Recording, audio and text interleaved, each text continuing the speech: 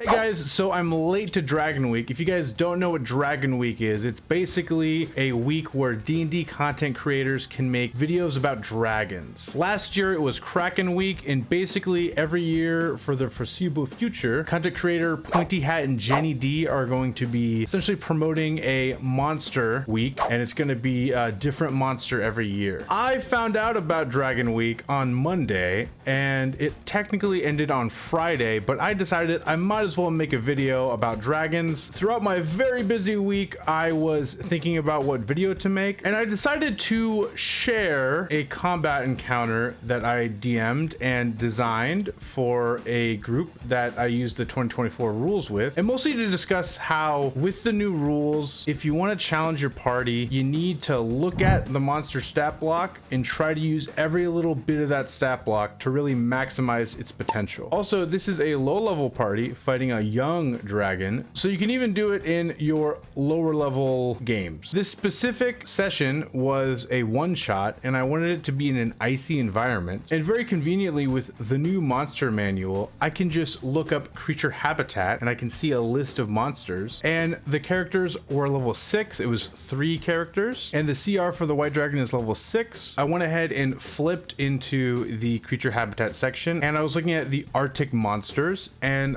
I stumbled upon Ice Mephits. So why'd I pick Ice Mephits? First of all, it's already a CR 6 monster against a party of level 6 characters, and it's only 3. So I decided, I don't want to have anything too high CR to join the dragon. I wanted it to be something lower CR. And as we all know with Action Economy, you definitely don't want to have one monster versus 3 party members, especially before you have creatures with legendary actions and stuff like that. So anyway, I'm going to go more into detail of this encounter. Let's go over the young white dragon. First of all, it has a 20-foot burrow speed. It also can fly 80 feet and swim 40 feet, but I was very intrigued by this 20-foot burrow speed. It also has blindsight out to 30 feet, and I was also very intrigued by this. And then its very unique trait that none of the other dragons get is Ice Walk. The dragon can move across and climb icy surfaces without needing to make an ability check. Additionally, difficult terrain composed of ice or snow doesn't cost it extra movement. So with this stat block, I decided I wanted to make use of blindsight, and I wanted to make use of a burrow speed, and I wanted to make use of Ice Walk. And if you look at the Ice Mephit, it can cast Fog Cloud once per day. So I decided I'm gonna mostly use Ice Mephits for the Fog Cloud, and then it'll be fun because the dragon can see through it, and then the Ice Mephits themselves can hide in the fog clouds and come out when it's their turn to attack. And I just thought it'd be a really fun little encounter. If you look here, it is a deadly encounter with my 3 players that are level 6. I have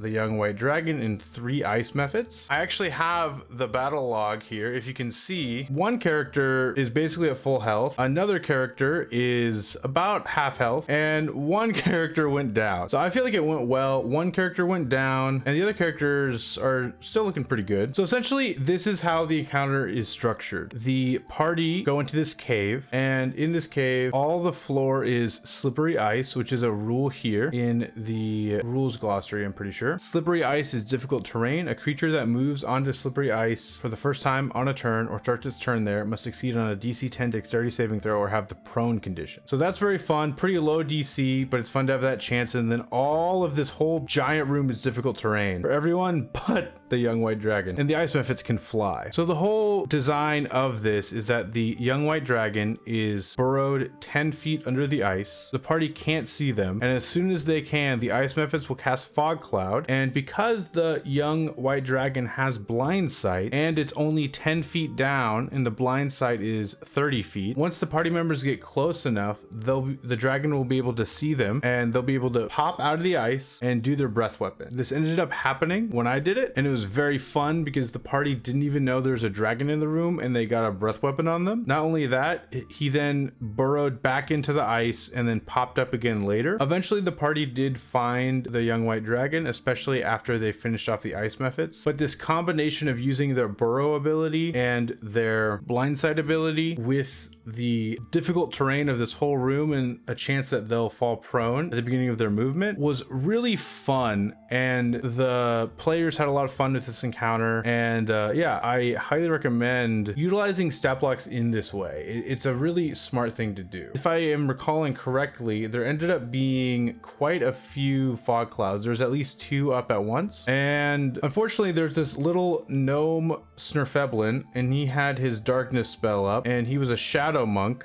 and he felt very safe and confident in his shadow monk form. But unfortunately what ended up happening is he was in his shadow monk form. The young white dragon this whole time has been in the ice 10 feet down, and it's been waiting for the moment to pop up and do ice breath. So I'm pretty sure, if I'm recalling correctly, I was able to get the paladin, but I wasn't able to get the druid. And I remember the paladin succeeded and the monk failed. Not only did the monk fail, I rolled really high. So normally the average damage is about 40, and I'm pretty sure I rolled about 58 damage. So this poor little monk, whose max HP was, I think it was around 45, he just went down instantly, and the other party members had no idea what caused this. They didn't see the dragon because the dragon stayed in the fog cloud, and on its next turn it burrowed back into the ice. And I think what I left is I left a little, I made it clear that there's a little hole in the ground. But after the monk went down, eventually they started to figure it out. They finished off the Ice Mephits, and then eventually they took out the white dragon pretty quickly once they noticed the hole. Here's a good example. I just pulled up the young black dragon stat block. You could do a very similar sort of encounter, but instead of it being ice, it could be water. They have a swim speed of 40 feet. They also have the 30 feet of blindsight, but they also can breathe underwater. So you could do a really cool and very similar idea where the dragon is under the water in like a swamp, because black dragons are typically in swamps, and you could even make the swampy water difficult terrain, and the black dragon pops up out of the water when the party members are close, and you could have a really fun encounter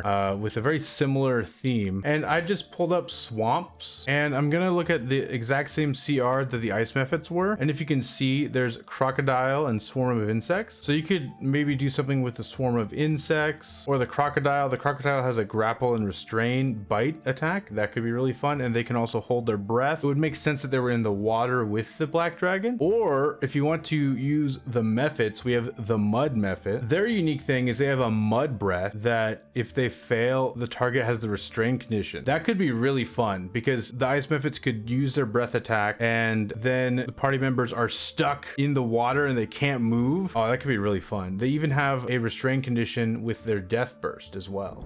I hope this inspired you to make your encounters a little more interesting, and I hope you enjoyed the video. Hope you learned something today as well, and I'll catch you guys later. Peace.